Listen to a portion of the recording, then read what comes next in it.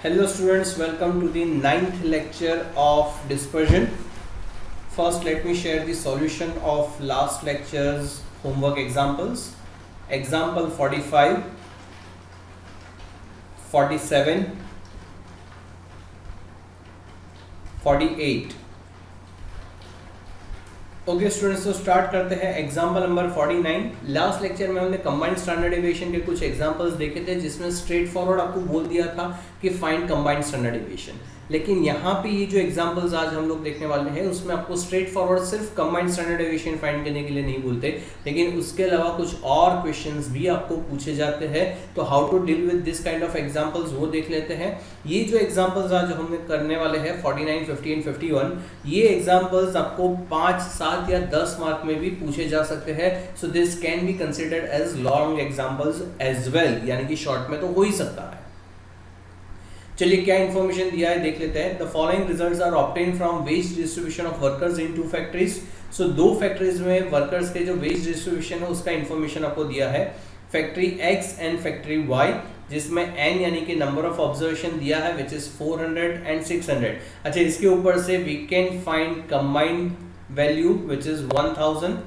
तो 400 वर्कर्स थे factory x में, 600 वर्कर्स थे फैक्ट्री वाई में, तो दोनों को मिलाकर कितने वर्कर्स हुए? 1000 workers. It is straight forward information. उसके अलावा मीन यानी कि एक्स बार दिया गया है 450 एंड 500, एंड वेरिएंस यानी कि स्टैंडर्ड डेविएशन स्क्वायर आपको दिया गया है फॉर बोथ द फैक्ट्रीज। अब देखते हैं क्वेश्चन क्या पूछा है। तो पहला क्वेश्चन पूछा है which factory pays larger amount as monthly wages. तो कौन सा फैक्ट्री मंथली वेजेस के तौर पे ज्यादा पैसा पे कर रहा है। अब ध्यान से देखना, यहाँ पे आपको एवरेज लार्जर पे नहीं पूछा है, सिर्फ लार्जर पे पूछा है। अगर यहाँ पे एक वर्ड ये होता कि एवरेज मंथली वेजेस तो फिर हम लोग एक्स बार फाइंड करते, लेकिन यहाँ पे एवरेज वर्ड यूज नहीं किया गया है और इसलिए हम लोगों को सिर्फ पूछा है कि larger amount as monthly wages. So basically we need to find sigma x. Next question आपको पूछा है which factory has greater variability. Variability कहाँ पे, किस चीज से हम लोग फाइंड करते थे? It is CV. सो यहाँ पे हमें सीवी फाइंड करना है for both the factories. And third question पूछा है what is the combined mean wage and combined standard deviation. हमने जो कल के लेक्चर में देखा combined mean and combined standard deviation, वो चीजें तो हमें यहाँ पे फाइंड करनी ही करनी है। चलिए तो let's start with this first question which is sigma X. Sigma X equals to, अच्छा सिग्मा एक्स का तो ऐसे कोई स्ट्रेट फॉरवर्ड फॉर्मूला हमारे पास है नहीं, तो सिग्मा एक्स कैसे फाइंड करें? याद करो सिग्मा एक्स यूज होता था मीन के फॉर्मूला में, where x bar equals to sigma x upon n. अगर in this case if you want to find sigma x तो क्या करेंगे? n को सामने ले जाएंगे and so will have n into x bar will be equal to sigma x, and that's why the formula for sigma x will be n into x bar, जिसमें हमारे पास n भी अवेलेबल है और x bar भी available है। So for factory A and factory B will calculate sigma x. So sigma x equals to n for factory A is 400 into x bar is 450. So sigma x will be equal to 1,80,000 rupees. Same way we will find for factory B. Sigma x equals to 600 into 500, so it will be equal to 3 lakh rupees. तो अब हमें ये पता चल गया है कि factory A total monthly wages कितने पे कर रहा है और factory B total monthly wages कितने पे कर रहा है। तो हमें जो पहला क्वेश्चन पूछा था कि which factory pays larger amount as monthly wage, तो factory B is the factory which pays larger amount as monthly wages. So we'll write factory B pays larger amount as monthly wages. Okay, let's see second question. Which factory has greater variability, यानी कि CV find करना है. तो second question में आपको CV पूछा है. CV का formula standard deviation upon mean into 100. Straight forward सारी इंफॉर्मेशन हमारे पास अवेलेबल है. सिर्फ एक चीज कंसिडर करना है कि वेरिएंस दिया है तो उसके ऊपर से स्टैंडर्ड डेविएशन फाइंड करना पड़ेगा. सो इसका स्टैंडर्ड डेविएशन होगा 10 बिकॉज इसका रूट लेना पड़ेगा, और 144 का स्टैंडर्ड डेविएशन होगा 12 क्योंकि उसका भी रूट लेना पड़ेगा. चलिए तो कैलकुलेट करते हैं. CV standard deviation for factory A is 10 upon mean is 450 into 100 will be equal to 2.22%. Same way we'll find for factory B. CV equals to, the standard deviation is 12 upon mean is 500 into 100. So CV will be equal to 2.4%. ठीक है, तो ये हमें दोनों factories के CV मिल गए. अब question क्या पूछा है, which factory has greater variability. कौन सी फैक्ट्री का ज्यादा वेरिएबिलिटी है. याद करो, जिसका CV कम है उसका स्टेबिलिटी ज्यादा है, जिसका CV ज्यादा है उसका वेरिएबिलिटी ज्यादा है. तो in this case factory B has higher CV and that's why factory B has higher variability. So right factory B has higher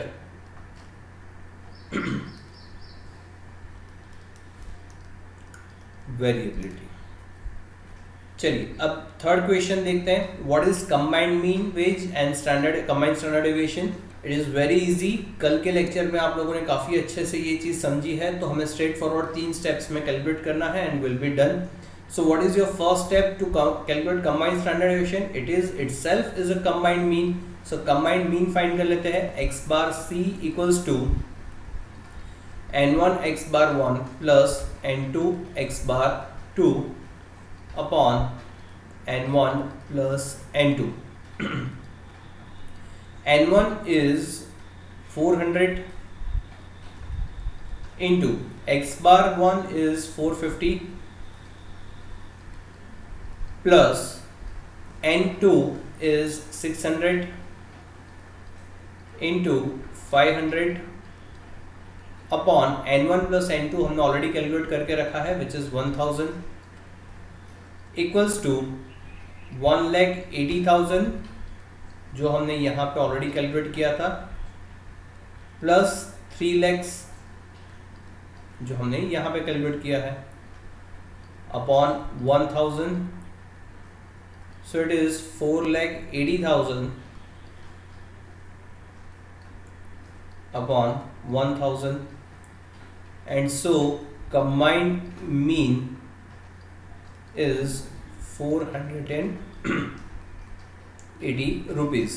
एक चीज और ध्यान दो, जो हमारा कंबाइंड मीन मिल रहा है that should be between this two mean. ये जो दो मीन है उसके बीच में ही कंबाइंड मीन होना चाहिए, which is correct in this case. अगर इसके अलावा कोई और मीन मिलता है तो उसका मतलब कि कैलकुलेशन में कहीं पे मिस्टेक हुआ है. चलो कंबाइंड स्टैंडर्ड डेविएशन फाइंड करने के लिए सेकंड स्टेप क्या था, to find d1 square and d2 square. d1 square is x bar 1 minus x bar c square. What is your x bar 1? x bar 1 is 450 minus x bar c is 480 square, so it is minus 30 square.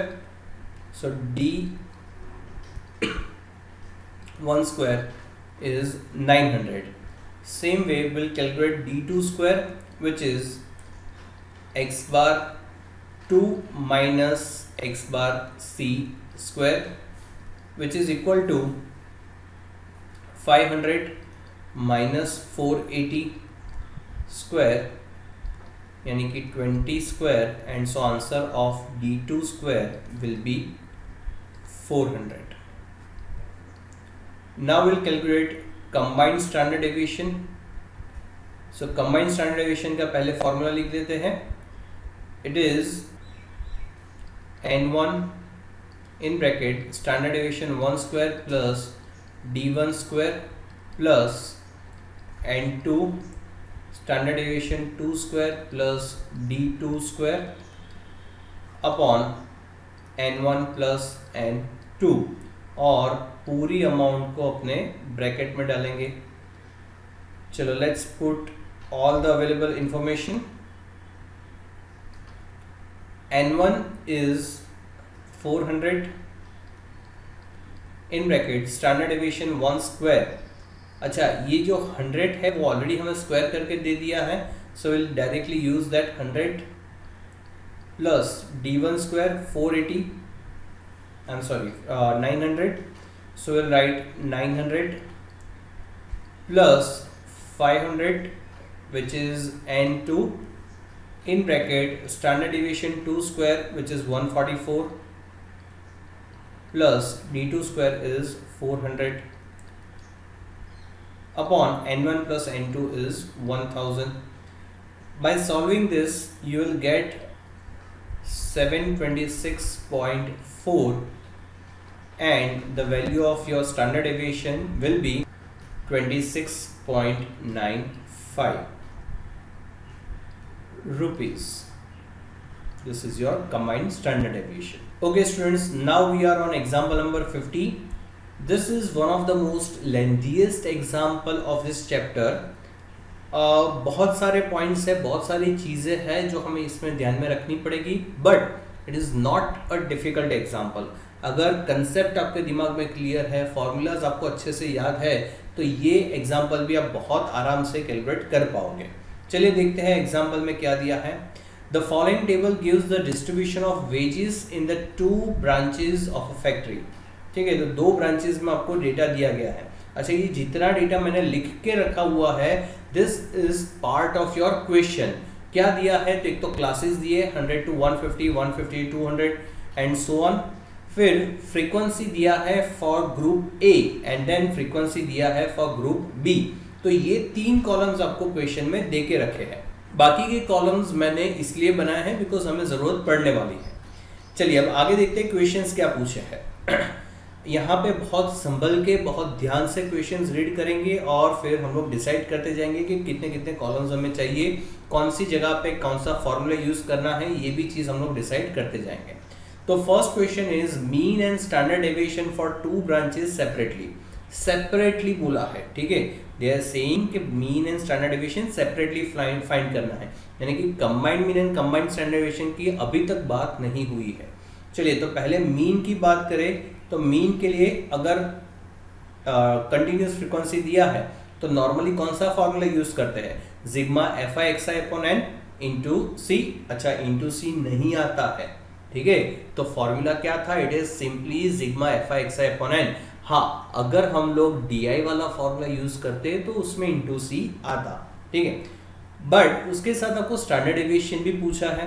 तो standard deviation के लिए कौन सा formula use करेंगे, if it is continuous frequency, तो उसमें याद करो हम लोग fi di वाला फॉर्मूला यूज करते थे. The formula was sigma fi di square upon n minus sigma fi di upon n the whole square. तो अगर हम लोग fi di यूज करने वाले हैं तो x बार को भी fi di वाले फॉर्मूला से ही कैलकुलेट करेंगे, तो हमें डबल कैलकुलेशन नहीं करना पड़ेगा. मान लो कि आपने x बार को fi xi से सॉल्व किया और फिर स्टैंडर्ड डेविएशन को fi di से कैलकुलेट कर रहे हो, तो आपको fi xi and fi di दोनों चीजें कैलकुलेट करनी पड़ेगी. तो अगर हम लोग स्टैंडर्ड डेविएशन के लिए ऑलरेडी fi di कैलकुलेट कर रहे हैं तो उसी को हम लोग x बार के लिए भी यूज कर लेंगे. सो x बार के लिए हम लोग कौन सा फॉर्मूला यूज करेंगे, a plus sigma fi di upon n into C, और यहाँ पे इंटू सी आएगा. वैसे ही स्टैंडर्ड डेविएशन के लिए भी बाहर इंटू सी लगेगा. ठीक है, तो ये डिसाइड हो गया कि भैया x बार के लिए fi di वाला फॉर्मूला, स्टैंडर्ड डेविएशन के लिए भी fi di वाला फॉर्मूला. यानी कि ये जो पहला क्वेश्चन है वो सॉर्टेड है कि इसमें कौन सा फॉर्मूला यूज करना है. सेकेंड क्वेश्चन देखते हैं, which branch pays higher average wages. ये पहला था। अब सेकेंड में आपको पूछा है कि कौन सी ब्रांच हायर और फिर वर्ड दिया है एवरेज वेजेस। याद करो इसके पहले का जो एग्जांपल था, एग्जांपल 49, उसमें पहला क्वेश्चन था, उसमें एवरेज वर्ड यूज नहीं किया था, इसलिए हमने सिग्मा एक्सआई फाइंड किया। बट यहाँ पे एवरेज वर्ड यूज कर रहे हैं और इसीलिए हम लोग एक्स बार ही फाइंड करेंगे। तो एक्स बार तो ऑलरेडी हमने फर्स्ट क्वेश्चन में फाइंड कर लिया है, तो सेकंड क्वेश्चन के लिए हमें सिर्फ आंसर देना है कि जिसका एक्स बार ज्यादा होगा that branch is paying higher average wages. तो सेकंड इज डन। चलो थर्ड क्वेश्चन देखते हैं, which branch has greater variability in wages in relation to the average wages. अच्छा, यहाँ पे वेरिएबिलिटी की बात की है। वेरिएबिलिटी मतलब क्या? वेरिएबिलिटी मतलब coefficient of variance CV, right. लेकिन यहाँ पे एक और वर्ड है जो इंपॉर्टेंट है, wages in relation to average wages. In relation to average wages आपको पूछा है, in relation to average wages. What do you mean by average? Average मतलब कि एक्स बार, तो एक्स बार के रिलेटेड जो कोएफिशिएंट है उसको यूज करना है। यानी कि they are asking you to calculate mean deviation of mean और उसके ऊपर से coefficient of mean deviation of mean find करना है और इसको कंपेयर करना है। मैं वापस से बोल रहा हूं, बहुत ध्यान से सुनना है। And this is the reason why this example 50 is very important example. मैं वापस से ये पॉइंट ले रहा हूं, ध्यान से सुनना। विच branch has greater variability. Variability यानी कि कोएफिशिएंट ऑफ वेरिएंस हम लोग फाइंड कर लेते थे, यानी कि कोएफिशिएंट फाइंड करते थे।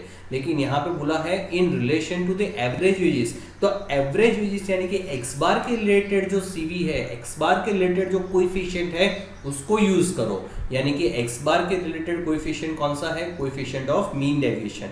और इसीलिए यहाँ पे हमें मीन डेविएशन फाइंड करना पड़ेगा और उसके ऊपर से हम लोग coefficient of mean deviation find करेंगे। चलिए तो याद करते हैं, मीन डेविएशन फॉर मीन में जब कंटिन्यूअस फ्रीक्वेंसी रहता था तो फॉर्मूला क्या होता था? The formula was sigma fi in modulus x minus x bar upon n, और कोएफिशिएंट ऑफ मीन डेविएशन का फॉर्मूला क्या था? Mean deviation from mean upon mean. ठीक है, तो ये चीज हमें फाइंड करनी थी, यानी कि हमें fi x माइनस एक्स बार इन मॉड्यूलस भी फाइंड करना पड़ेगा। चलो तो ये सॉल्व हुआ थर्ड। अब फोर्थ देखते हैं, what is the average monthly wages of the factory as a whole. यानी कि पूरी फैक्ट्री का मिलाकर एवरेज मंथली वेजेस क्या है? They are asking you average, average यानी कि एक्स बार, तो पूरी फैक्ट्री का एवरेज मंथली वेज क्या है? That means they are asking you to find combined mean. चलो कंबाइंड मीन का भी फॉर्मूला लिख लेते हैं, n1 x bar 1 plus n2 x bar 2 upon n1 plus n2। तो ये सॉल्व हो गया फोर्थ क्वेश्चन। अब फिफ्थ देखते हैं, what is the variance of wages of all workers in two branches A and B taken together. और variance पूछा है, ठीक है। नॉर्मली स्टैंडर्ड डेविएशन पूछते हैं, अगर स्टैंडर्ड डेविएशन पूछा होता तो ये बनता standard deviation, combined standard deviation, और इसमें हम लोग रूट में पूरा फॉर्मूला लिखते which is n1 standard deviation 1 square plus d1 square plus n2 standard deviation 2 square plus d2 square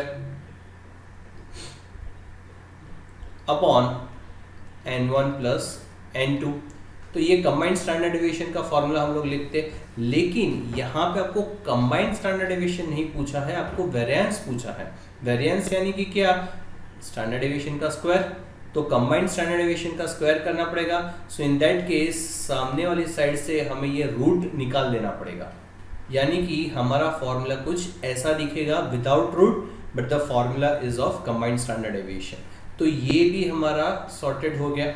अब देख लेते हैं कि कितने कॉलम्स बनेंगे, कौन सी चीज़ों के लिए कॉलम बनाने पड़ेंगे।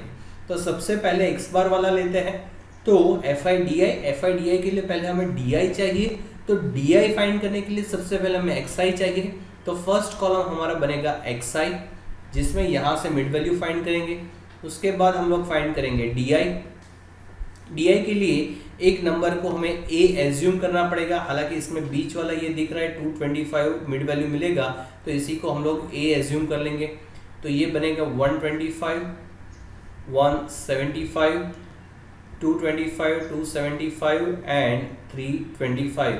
ये होगा आपका xi और उसके ऊपर से di फाइंड करेंगे। यहाँ पे याद करो di का फॉर्मूला क्या होगा, xi minus a upon c करना पड़ेगा बिकॉज क्लास दिए है तो क्लास लेंथ कंसिडर करना पड़ेगा। So your di will be 0, -1, -2, 1 and 2। ठीक है, तो ये हो गया सॉर्टेड। इसमें जो चीज़ें चाहिए थी अभी हमें पूरा नहीं मिला है, fi di चाहिए। चलो तो f a का है तो इसके ऊपर से हमें कैलकुलेट करना पड़ेगा fi di, यानी कि fi को मल्टीप्लाई करेंगे di के साथ, सो विल गेट fi di। और वैसे ही यहाँ पे भी हमें fi di कैलकुलेट करना पड़ेगा।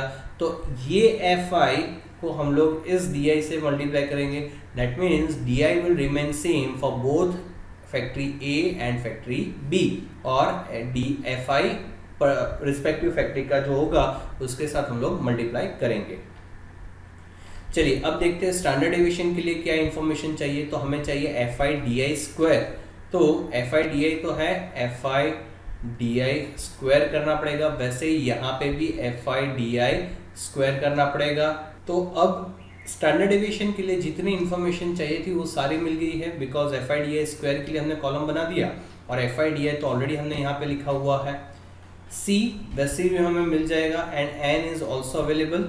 अब देखते हैं मीन डेविएशन फ्रॉम मीन के लिए क्या क्या इंफॉर्मेशन चाहिए। तो हमें चाहिए fi इन मॉड्यूलस x माइनस एक्स बार। तो पहले तो हमें x माइनस एक्स बार इन मॉड्यूलस फाइंड करना पड़ेगा। So here will find x minus x bar in modulus, और इसके बाद हम लोग उसको fi से मल्टीप्लाई करेंगे। तो x minus x bar calculate करेंगे। यहाँ पे हमें मीन ऑलरेडी मिल चुका है, दिस इज आवर xi। तो x माइनस एक्स बार किया और उसको हम लोग fi से मल्टीप्लाई करेंगे, this is your fi। So will get fi x minus x bar. हालांकि ये पूरा कैलकुलेशन आप लोगों ने काफ़ी अच्छे से किया है, सो ज़्यादा डिटेल में समझाने की ज़रूरत नहीं है। और सेम चीज़ें हमने यहाँ पे b फैक्ट्री के लिए भी फाइंड करना पड़ेगा, which is x minus x bar and fi x minus x bar. अब ये कोएफिशिएंट वाले फार्मूला में कुछ नया कॉलम बनाने की ज़रूरत नहीं है। अब ये कंबाइंड मीन के लिए भी देख लेते हैं। कंबाइंड मीन के लिए n1 available, x bar 1, x bar 2 वो भी अवेलेबल है। तो कंबाइंड मीन के लिए भी कुछ भी नया बनाने की ज़रूरत नहीं है, तो this is also done. Combined standard deviation के लिए भी देख लेते हैं। n1 अवेलेबल है, standard deviation 1 square is available, d1 square हम लोग अलग से कैलकुलेट कर लेंगे, n2 standard deviation 2, d2 square, n1 n2 ये सारी चीज़ें भी अवेलेबल है। तो ये भी अपना जो भी इंफॉर्मेशन चाहिए था वो सारा अवेलेबल हो गया है। तो इतने कॉलम्स कैलकुलेट करने के बाद ये एग्जाम्पल आप पूरा कैलकुलेट कर सकते हैं। चलिए तो आप लोगों के लिए ये कैलकुलेशन पूरा मैंने ऑलरेडी कर लिया है to save the time, because I know कि अगर एक बार मैंने आपको बता दिया कि कौन सा कॉलम चाहिए तो उसके अंदर का कैलकुलेशन आप आराम से कर दोगे। ठीक है, अब आगे का कैलकुलेशन शुरू करते हैं। सबसे पहली चीज़ है एक्स बार फाइंड करने की। So x bar equals to a, हमने a एज्यूम किया है 225 को, so will take 225 plus sigma fi di। So this is your sigma fi di which is fortunately 0 upon number of observations which is 1000। Remember अभी हम लोग सारा calculation सिर्फ a के लिए कर रहे हैं, which is this group, this is your group a and this is your group b। ठीक है, तो अभी सिर्फ a के लिए कैलकुलेट कर रहे हैं, तो सारी चीज़ हम लोग सिर्फ a में से निकालेंगे। Into c, class length is 50 which is common for both a and b। आगे कैलकुलेट करते हैं। x bar equals to 225 plus, अब ये ब्रैकेट में जो चीज़ें है उसको अगर आप मल्टीप्लाई करो तो बिकॉज 0 है तो सब कुछ 0 ही होगा, and that's why x bar will B 225 rupees. वैसे ही b के लिए कैलकुलेट कर लेते हैं। x bar equals to a, again a तो हमने 225 एज्यूम किया है which is common for both a and b। अच्छा, ये जो कॉलम है ये columns are for both a and b, it is combined and it is common columns for both a and b। 225 plus sigma F I D I. अब हम लोग B में find करेंगे, तो बी में F I D I is 50 upon N number of observations are 500 into C is 50, so it is 225 plus ये पूरा calculate करोगे तो आपको मिलेगा 5 and x bar will be 230 rupees. अब हम लोग कैलकुलेट करेंगे standard deviation for both A and B. तो पहले ए के लिए कैलकुलेट करते हैं। रिमेंबर ए यानी कि सिर्फ इतना चीज हम लोग देखेंगे, इतने कॉलम्स हम लोग देखेंगे। So for A it is root sigma F I D I square which is 1752 upon number of observations 1000 minus sigma FIDI which is 0 in this case upon n number of observations are 1000। अच्छा, इसकी जगह पे आप mean भी लिख सकते थे अगर ये FIXI होता, but this is not FIXI, तो we have to write FIDI into C 50। अच्छा, ये C जो है वो रूट के बाहर जाएगा, रूट के अंदर नहीं आएगा। अगर ये पूरा सॉल्व करते हो तो आपको मिलेगा रूट 1.752 और रूट के बाहर 50। So the final answer of your standard deviation will be equal to 66.18 rupees. This is for A. Now let's calculate standard deviation for B, which is under root, the formula is sigma FIDI square. So this is your FIDI square 778 upon n is 500 minus in bracket FIDI which is 50 upon 500 whole square और root के बाहर into 50. When you will solve this whole root, you will get the value of 1.546 into 50. तो इसका final answer आएगा standard deviation B का 62.17 rupees.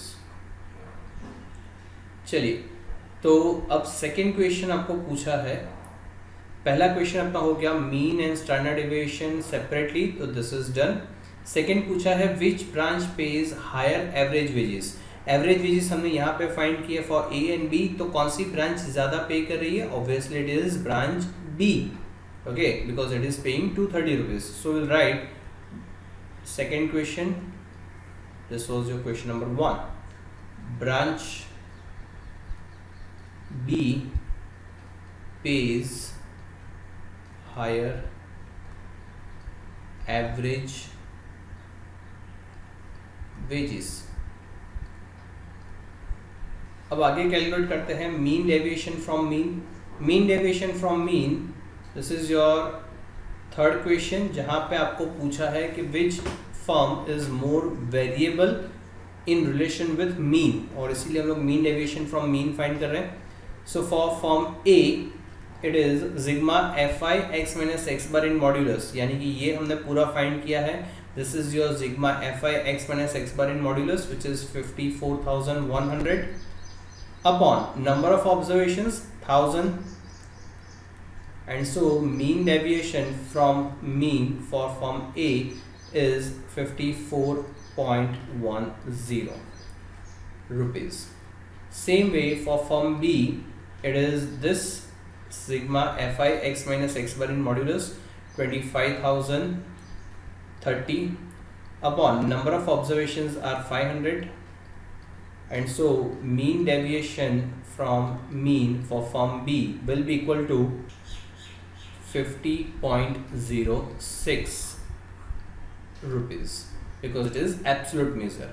अब हम लोग कैलकुलेट करेंगे coefficient of mean deviation from mean, which is basically mean deviation from mean, यानी कि in this case it is 54.10 upon x bar. X bar हमने यहाँ पे फाइंड किया था which is 225 and so the coefficient of mean deviation from mean will be equal to 0.24. This is for A.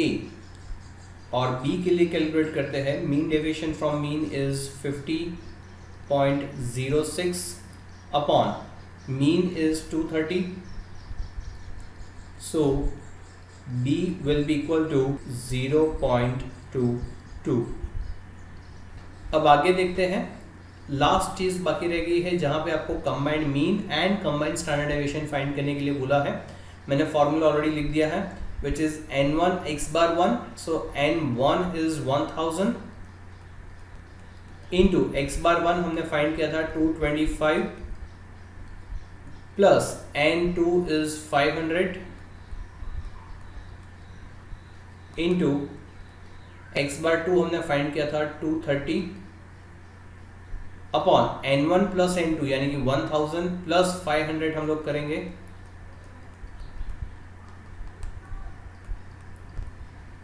so it will be 225,000 plus 115,000 upon 1500. So the final answer of combined mean will be equal to 226.67 rupees. वापस से एक चीज़ ध्यान दो, मैंने आपको बोला था कि जो कंबाइंड मीन का आंसर है वो mean of A and mean of B के बीच में ही आना चाहिए। Mean of A is 225 and mean of B is 230 और उसके बीच में ही हमें कंबाइंड मीन का आंसर मिलता है। दैट मीन्स हमने जो कैलकुलेशन किया है वो सही है। अब d1 स्क्वायर कैलकुलेट करते हैं, which is x bar 1 225 minus combined mean 226.67 और इसका square, so the value of d1 square will be equal to 2.79 and d2 x bar 2 is 230 minus 226.67 square, so the value of d2 square will be equal to 11.09. Now we'll calculate combined variance. याद करो यहाँ पे question में आपको combined standard deviation नहीं लेकिन combined variance पूछा था, इसलिए हम लोग रूट नहीं लिख रहे हैं यहाँ पे। So this will be equal to n1 which is 1000 standard deviation 1 square which is हमने ऊपर फाइंड किया था which is 4380 plus d1 square 2.79 plus n2 which is 500 standard deviation 2 square 3865 plus d2 square 11.09 upon n1 plus n2 which is 1500. When you will solve for the numerator, you will get 4382,790 plus 1938,045 upon 1500, and final answer of combined variance will be equal to 4213.89. Now we are on our last example of this lecture. We are on example number 51. An analysis of monthly wages paid to workers in two firms A and B belonging to the same industry gives the following result. तो दो firms के लिए हमें result दिया है, factory X and factory Y, where number यानी कि n दिया है, मीन यानी कि x बार दिया है एंड स्टैंडर्ड डेविएशन रूट में दिया है, मतलब कि स्टैंडर्ड डेविएशन यहाँ पे होगा 10 और यहाँ पे होगा 11। तो ये स्टैंडर्ड डेविएशन आपको दे दिया है और इनडायरेक्टली आपको वेरिएंस भी दिया है which is standard deviation square for factory X and factory Y। तो इसके ऊपर से आपको कुछ क्वेश्चंस पूछे हैं, which firm pays larger amount as monthly wage, देखो larger amount as monthly wage पूछा है, एवरेज वर्ड यूज नहीं किया है, and that's why you will need to find sigma x. Second question, which firm has the greater variability in wages, फिर in relation to कुछ नहीं पूछा है, मतलब सिंपल ग्रेटर वेरिएबिलिटी पूछा है, एंड वेरिएबिलिटी का मतलब होता है सीवी। थर्ड क्वेश्चन आपको पूछा है, what are the measures of average monthly wages यानी कि x bar and the variability in individual wages of all workers in two firms A and B taken together। अच्छा variability पूछा है यानी कि CV लेकिन कंबाइंड वाला पूछा है, ठीक है, टेकन टुगेदर यानी कि यहाँ पे जो मीन पूछा है वो भी कंबाइंड पूछा है, because if you see it closely it is the whole thing, whole number 3 is only one sentence. What are the measures of average monthly wages and variability in individual wages of all the workers in two firms A and B taken together? So this taken together applies to this second also and applies to this also. So combined mean भी पूछा है and combined CV पूछा है। Now combined CV का formula क्या था? Standard deviation upon mean into 100। So combined CV कैसे find करेंगे? So combined standard deviation upon combined mean into 100 will give you combined CV. तो यहाँ पे ऑलरेडी आप कंबाइंड मीन तो फाइंड कर ही रहे हो, इसके अलावा you have to find combined standard deviation, and after finding the combined standard deviation you will put it in this formula and you will get combined CV. So ये example मैं आपको homework में दे रहा हूँ, तो 51 एक ही एग्जाम्पल है आज होमवर्क में। So your today's homework is to do example number 51 by yourself. जो भी एक्सप्लेन करना था वो ऑलरेडी मैंने आप लोगों को एक्सप्लेन कर लिया है। So that's it for today students, bye everyone.